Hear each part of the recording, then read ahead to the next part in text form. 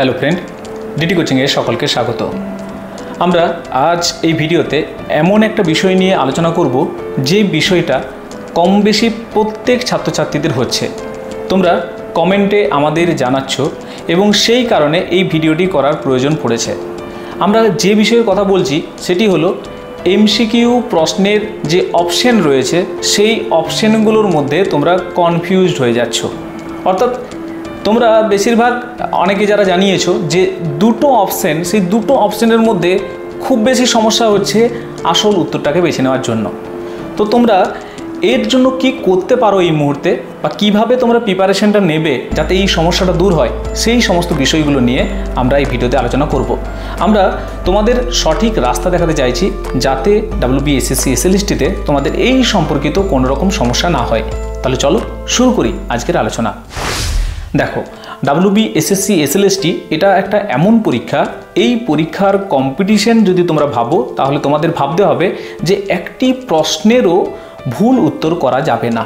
অর্থাৎ তোমাদের 100% দিতে হবে পরীক্ষাতে যদি তোমরা সত্যিই চাও এই সফলতা।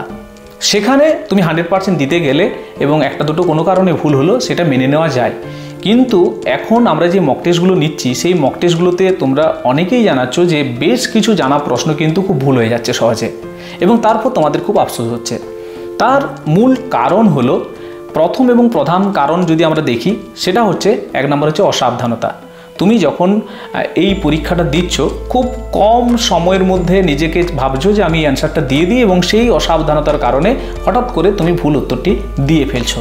সেই জন্য তোমার প্রথম এবং প্রধান করণীয় কাজ হবে ভালোভাবে প্রশ্নপত্রটিকে পড়া।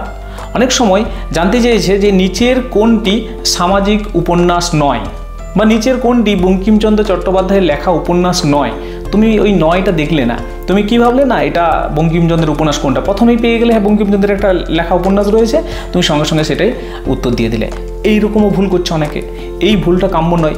এই ভুলটা যদিও তুলনামূলক অনেক কম হচ্ছে, যে ভুলটা হচ্ছে সেটা হলো দুটো অপশন দেখে সেই অপশনটার মধ্যে তোমাদের বেশি, অনেক সময় ভাবছো যে এটাই সঠিক উত্তর, আবার অনেক সময় ভাবছো না এটা সঠিক উত্তর। এই যে ভুলটা হচ্ছে, এই ভুলটার মূল কারণ হলো তোমাদের যে বিষয়টাতে তোমরা পড়াশোনা করছো সেই পড়াশোনাটা অনেক কম টাইম দিয়েছো, অর্থাৎ সেটার যে ডেপথ সেটা খুব কম। অর্থাৎ ধরো তুমি বঙ্কিমচন্দ্রের দুর্গেশ নন্দিনী উপন্যাসটা যে কত সাল, কোন পত্রিকায় প্রকাশিত হয়েছে, এই সমস্ত তথ্যগুলোর পাশাপাশি তুমি আরও যে 14টা উপন্যাস রয়েছে সবগুলো তুমি দেখেছো, এবং দেখার পর তোমার মাথার মধ্যে এখনও স্থিরভাবে বসেনি যে দুর্গেশ নন্দিনী কত সাল বা দুর্গেশ নন্দিনী কোন পত্রিকায় প্রকাশ পেয়েছে। আমি একটা উদাহরণ দিচ্ছি। অর্থাৎ তোমার কাছে আর 5টা উপন্যাস যেমনভাবে তুমি নর্মাল দেখেছো, ঠিক সেইভাবেই দুর্গেশ নন্দিনীকে তুমি দেখেছো।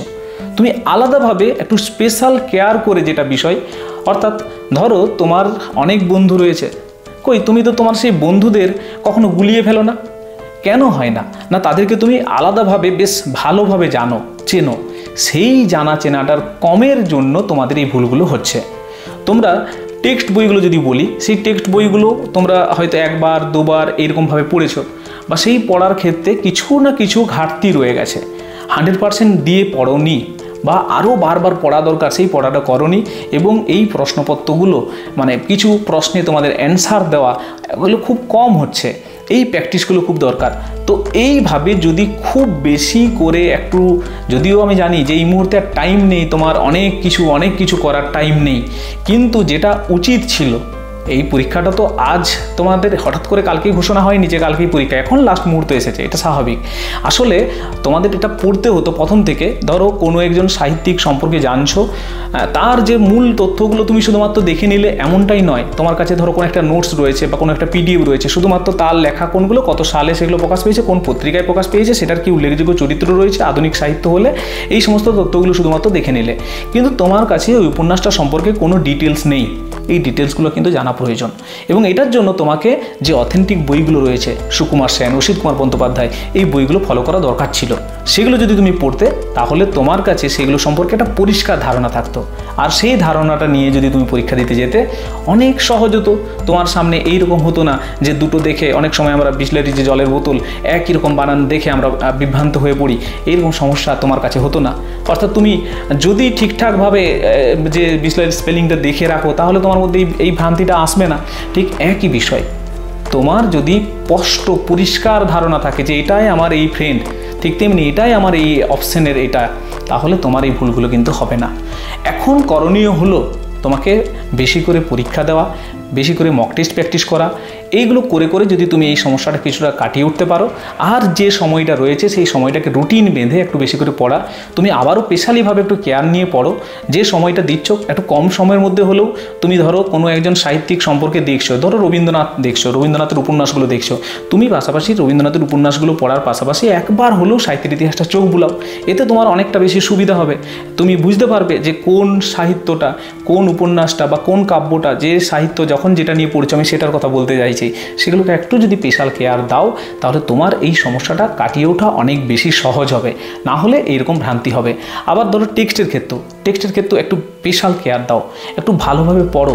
যেগুলো পদ্যগুলো, সেই পদ্যগুলো ছোটো ছোটো পদ্যগুলোকে চাইলে মুখস্থ করে নাও।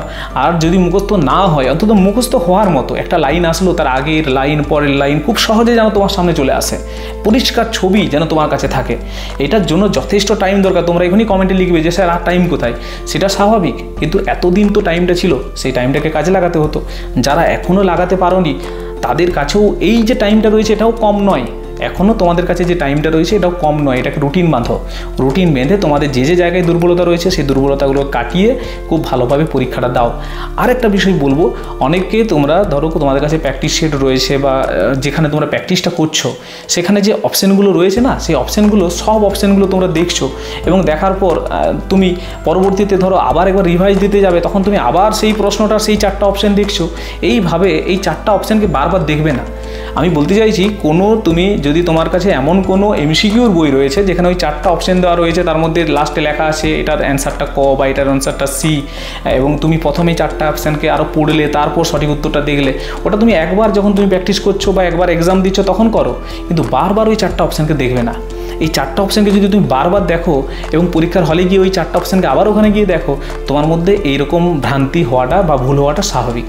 এই ভুলটা যাতে না হয় তার জন্য বলছি, তুমি যখন পরবর্তীতে পড়াশোনা করছো তখন যেটা উত্তর, এবং সেই জন্য আমরা যখন নোটসগুলো দিই আমরা এমসিকিউ আকারে দিই না, যাতে এমসিকিউ আকারে দিলে কি হবে না, অনেকগুলো তুমি দেখতে পাচ্ছ, 4টা অপশান দেখতে পাচ্ছ, তোমার তো তখন স্বাভাবিকভাবে মনে হবে পরীক্ষার রুমে ওই কম টাইমের মধ্যে যে আমি ওই 4টা অপশানই তো দেখেছিলাম।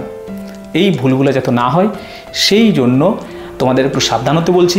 এই সাবধানতাগুলো খুবই প্রয়োজন। যাদের এই ভুলগুলো হচ্ছে ইমিডিয়েট নিজেদের এগুলোতে একটু সংশোধন করো, এগুলোতে একটু কেয়ার করো, তাহলেই আশা করছি এই সমস্যাগুলো কাটিয়ে উঠতে পারবে। দেখো, সাকসেস কিন্তু পেতেই হবে। সাকসেস যদি না পাও, এবারের এই যে পরীক্ষাটা হচ্ছে এরপরে যে আবার কবে পরীক্ষা হবে তার কোনো স্থির নেই। তোমাদের বলবো, ভাবো যে এটাই আমার কাছে একটা বড় সুযোগ, লাস্ট সুযোগ, আমাকে পারতেই হবে। সেই পারাটা যেন পারার মতো হয়। দেওয়ালে পিঠ ঠেসে যাওয়ার পর যে লড়াইটা, সেই লড়াইটা কিন্তু করতে হবে। সেই লড়াইটা করো, আশা করছি সাকসেস পাবে। যদি ভিডিওটা ভালো লাগে অবশ্যই বন্ধুদের শেয়ার করো। আমাদের যে টেলিগ্রাম চ্যানেল রয়েছে, পাশাপাশি আমাদের যে হোয়াটসঅ্যাপ গ্রুপ রয়েছে এবং ফেসবুক পেজ রয়েছে, এগুলোতে একটু যুক্ত হও।